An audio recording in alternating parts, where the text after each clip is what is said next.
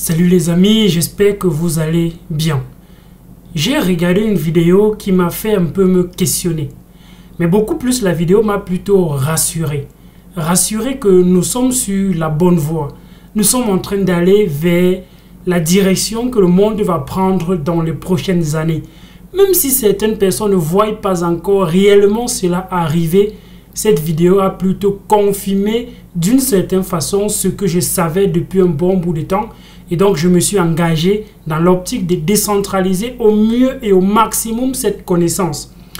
Et donc, ces éléments qui se passent dans cette vidéo, vous n'avez peut-être même pas encore... vous n'êtes même pas encore conscient de l'impact que cela peut avoir. Mais je vous rassure que c'est quelque chose qui est en train de se jouer actuellement et qui va rechanger complètement la face du monde dans les années à venir. Et on a déjà les solutions d'une certaine façon. Et il y a déjà certains projets dont je vais revenir à la fin de la vidéo pour vous donner quelques projets qui surfent déjà sur cette tendance-là, qui sont en train de recréer ce monde-là, qui sont en train de partir dans la vision qui est partagée et qui résout les problématiques qui sont comme ça exposées dans cette vidéo. Suivons plutôt cette vidéo attentivement. Like, partage, abonne-toi pour ne rater aucune des vidéos sur la chaîne Elvis Konjo. En description de la vidéo, tu trouveras le lien de nos différents canaux. Formation, coaching privé, coaching d'entreprise. Tout ça, tu vas retrouver cela en description de la vidéo. Et c'est parti, on y va. Contexte d'élection, la Russie cherche à accroître sa souveraineté et fait absolument tout pour parvenir à se déconnecter d'Internet mondial. Le Kremlin exprime régulièrement des préoccupations concernant sa dépendance à l'égard de ce que l'on appelle le World Wide Web. Depuis plusieurs années, ils ont entrepris des initiatives visant à créer leurs propres infrastructures Internet indépendantes. Le but, augmenter le contrôle gouvernemental sur le flux d'informations accessibles aux Russes, mais aussi renforcer donc la souveraineté numérique. On en parle avec vous, Julia Seeger. Bonjour Julia. De quoi parle-t-on exactement? Alors effectivement, depuis plusieurs années, la Russie cherche à se déconnecter du World Wide Web, un outil qui a été créé donc en 1991 par un scientifique du CERN et qui a vraiment été imaginé comme un espace universel, ouvert, où allaient transiter toutes les informations sans interférence, peut-être d'ailleurs une vision là un petit peu angélique.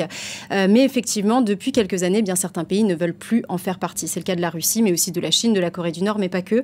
Ils souhaitent retrouver effectivement un Internet souverain, donc sur lequel ils ont la main, sur les infrastructures, sur les données, sur les informations aussi qui vont transiter dans le pays. Alors ce phénomène de fragmentation de l'Internet, c'est un phénomène qu'on connaît bien, qu'on appelle le splinternet. C'est un mot valise en fait entre to splinter, fragmenté en anglais, et Internet, dans lequel en fait les lois et les technologies qui sont au cœur d'Internet seraient différentes selon les régions. Alors cette quête pour la création d'un RUNet, donc d'un Internet russe, ça a commencé en 2019 quand Vladimir Poutine a fait voter des lois pour exiger que, par exemple, tous les sites gouvernementaux, mais aussi tous les fournisseurs d'Internet locaux soient hébergés en Russie sous contrôle russe. Alors, ils veulent le faire. Ils veulent pouvoir se déconnecter s'ils le souhaitent, mais aussi s'ils sont contraints de le faire à cause d'une action extérieure. Je vous rappelle qu'il y a quelques mois, par exemple, l'Ukraine a demandé à l'association internationale qui gère les noms de domaine de déconnecter la Russie de l'Internet, du World Wide Web. Ils ont refusé, car ils estiment que s'ils le font, ils ouvriront une boîte de Pandore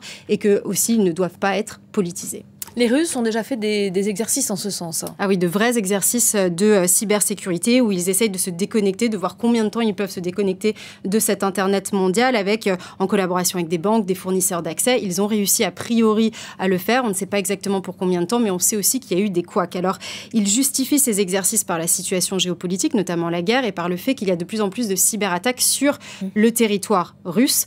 Pourquoi? On est dans une guerre chaude et on a de nombreux pays, notamment européens, qui ont changé leur doctrine en faveur... On parle souvent de l'inverse, mais ça va aussi dans l'autre sens. On est d'accord. Donc, en faveur d'une doctrine, cette fois-ci, offensive. C'est d'ailleurs le cas de la France pour pouvoir préserver ses intérêts. Et ces pays, en fait, vont voir dans l'Internet souverain une manière, effectivement, de réduire la possibilité d'espionnage ou d'ingérence étrangère, notamment de la part des États-Unis. Et encore une fois, ils vont le voir comme une possibilité de aussi mieux contrôler les informations qui vont rentrer dans le pays. Si ils arrivaient à créer un Internet, un autre Internet souverain, et bien, effectivement, les Russes auraient accès à beaucoup moins d'informations informations, notamment toutes les sources internationales. Alors, il y a vouloir et pouvoir. Dans les faits, c'est pas si simple de se déconnecter. Pourquoi ? On n'y est vraiment pas. D'abord, il y a eu le Covid qui a largement ralenti ces efforts. Mais effectivement, aujourd'hui, en fait, que ce soit Moscou ou Pékin, ils utilisent le World Wide Web et ils utilisent en fait des firewalls que d'ailleurs, beaucoup de gens vont essayer de contourner grâce à des VPN. Donc voilà ce qui se passe actuellement. Il faut savoir que la Chine, elle investit massivement. Elle a les moyens d'y arriver. Pour la Russie, c'est plus difficile parce qu'il faut avoir la main mise sur certaines technologies, notamment les microprocesseurs. Et là, bien, c'est très, très difficile de trouver des fournisseurs qui sont complètement indépendants des États-Unis. Alors, on parle d'un Internet souverain, mais à une autre échelle, de nombreux autres pays cherchent aussi à retrouver de la souveraineté numérique. Tout le monde essaie de retrouver de la souveraineté numérique dans cet espace numérique, que ce soit dans le cyberespace ou ailleurs. Par exemple, en Europe, on essaie de créer un cloud souverain. On met toutes nos données dans le cloud.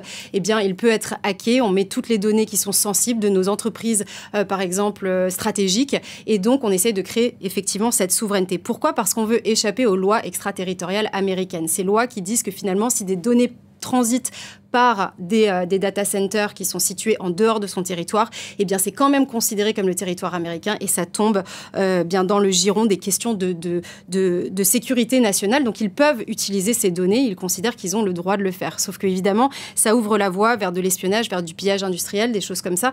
Et c'est ce que d'ailleurs nous a révélé Edward Snowden. Alors évidemment, les Américains ne sont pas les seuls à le faire. Vous avez les Russes qui attaquent, qui espionnent aussi, les Chinois également.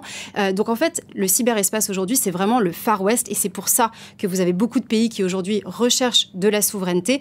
Mais de toute façon, ce que ça veut dire, c'est qu'il y aura forcément cette fragmentation, ce fameux splinternet et que les informations ne circuleront plus comme ils circulent actuellement. Merci beaucoup Julia Seeger.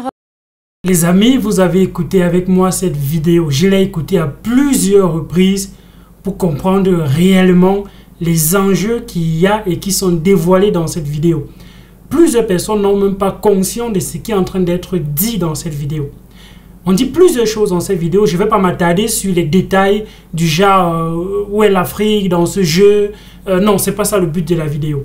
Le but de la vidéo, c'est de montrer comment les puissances sont en train de se déconnecter d'Internet. Les puissances veulent créer un Internet qu'ils contrôlent. En fait, ce n'est pas un Internet qu'ils contrôlent, c'est plus au niveau de la donnée. Et souvenez-vous très bien, quand Facebook a été créé et qu'ils ont voulu explorer le territoire chinois, la Chine a dit, soit vous mettez vos serveurs ici, soit vous dégagez. On ne veut pas d'entreprise ici et les données de nos citoyens sont hébergées à l'extérieur de la Chine. Donc si vous voulez que les données de nos citoyens soient hébergées, soient gérées par votre site, alors il faudrait que ce soit hébergé sur le territoire chinois. Et voilà pourquoi plein d'entreprises du côté des États-Unis ne sont clairement pas du côté de la Chine. Et vous allez vous poser la question, mais pourquoi est-ce que c'est fait de cette façon? Tout simplement parce que qui contrôle la donnée peut effectivement manipuler tout ce qu'on est en train de voir, Internet, les réseaux sociaux et tout. Bref, ce qui est dit à la fin de la vidéo fait encore beaucoup plus froid au dos quand on te dit que même si tes données ne sont pas hébergées directement du côté de l'Amérique, mais si ça a transité par des serveurs qui sont même hors de l'Amérique et que ces entreprises-là sont d'une certaine façon détenues par les Américains ou bien transitent les données par les serveurs américains, alors cette donnée également fait partie du contrôle américain, de la juridiction américaine. Et vous comprenez pourquoi des pays comme la Russie sont en train de vouloir se couper d'Internet. Ils sont en train de vouloir créer leur propre truc où eux ils contrôlent. Parce que si un jour on dit on vous censure, alors leurs données sont complètement perdues. Ils n'ont plus accès à leurs données. L'espionnage, bref, vous avez suivi ce qu'on dit dans la vidéo. Mais imaginez-vous la place que Internet et de façon décentralisée peut jouer dans tout ce qui est en train de se passer.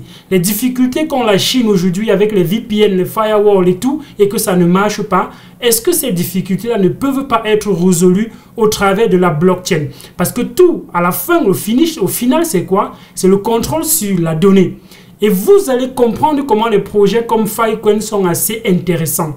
Les projets comme Internet Computer Protocol ICP sont assez intéressants. Tous les projets qui vont dans l'optique de décentraliser cette donnée-là, de faire en sorte que le propriétaire de la donnée, c'est lui qui manipule ces données, ce sont des projets qui sont extrêmement importants.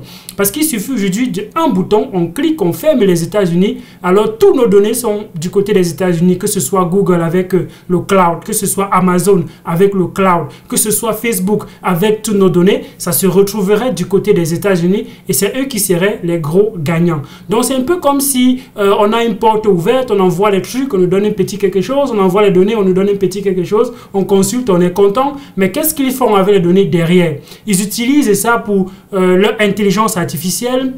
Et après, ils vont créer des modèles qui vont nous revendre par la suite. Et toi, derrière, qui a fourni ces données, tu n'as rien en retour. Je veux pas aller dans la place que l'Afrique est en train de jouer. Est-ce qu'ils sont conscients de cela? Qu'est-ce qu'ils font pour se prémunir de cela? Bref, c'est pas le débat. Ça me fait juste comprendre qu'on est dans quelque chose qui est intéressant. Et que la blockchain aujourd'hui est cette couche-là qui peut se mettre au-dessus d'Internet et qui vient donc être la couche qui va gérer les données, qui va permettre à chacun, quand il met quelque chose sur cette couche, ne peut être que le contrôleur, afin que celui qui contrôle l'information. Et donc avec les smart contracts, on peut définir l'accès, on peut définir la consultation, ainsi de suite sur la donnée.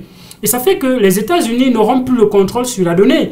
La Russie n'aura pas besoin de se couper d'Internet. La Chine n'aura pas besoin de se couper d'Internet parce qu'une fois qu'ils auront mis la donnée de façon décentralisée sur Internet, personne d'autre ne peut accéder à cette information. Et c'est ça qui est génial avec la blockchain. C'est ça qui est superbe avec les crypto-monnaies, avec une économie dont on n'a pas besoin d'une monnaie externe qui va dire, bon, on vous coupe l'accès peut-être au dollar, et si tu n'as plus l'accès au dollar, toutes les entreprises qui consomment tes données ne peuvent plus utiliser tes données. Bah, tu crées simplement ta crypto-monnaie et toutes ces entreprises-là payent avec ta crypto-monnaie. Et c'est ça qui est génial. C'est ça qui est intéressant et c'est pour ça que je tiens tout le temps à vous mettre informé au parfum, à vous tenir informé de ce qui est en train de se passer, de la révolution qui est en train d'arriver. Et quand je suis tombé sur cette vidéo, j'ai dit, waouh, nous étions donc en train de penser à ces applications, mais on ne voyait pas peut-être arriver jusqu'à ce niveau. Mais les projets comme Filecoin, les projets comme Osmosis et bien d'autres projets qui vont dans ce sens-là, les projets de l'intelligence artificielle qui utilisent ces données, en réalité, ce sont des projets qui ont forcément un très très fort potentiel et je vais revenir dans d'autres vidéos bien évidemment. Cette vidéo n'est pas un conseil financier, c'est tout simplement à titre d'éducation pour te permettre de voir où va le monde, pour te permettre de voir les problèmes concrets que la blockchain peut résoudre et comment ils peuvent se positionner comme une place de choix dans la solution que les États peinent à résoudre depuis un bon nombre d'années. C'était Elvis Conde, dis-moi ce que tu as pensé de cette vidéo. Moi j'ai aimé et c'est pour ça que j'ai tenu à la partager avec toi. Like, partage, abonne-toi à la chaîne pour ne rater aucune des vidéos. Dis-moi ce que tu penses en commentaire. Va en description de la vidéo, tu verras nos formations, coaching privé, coaching d'entreprise, le groupe privé, les liens pour les faussaires. Tout ça, c'est en description de cette vidéo. À d'autres vidéos sur la chaîne Elvis Conde, porte-toi bien. Ciao.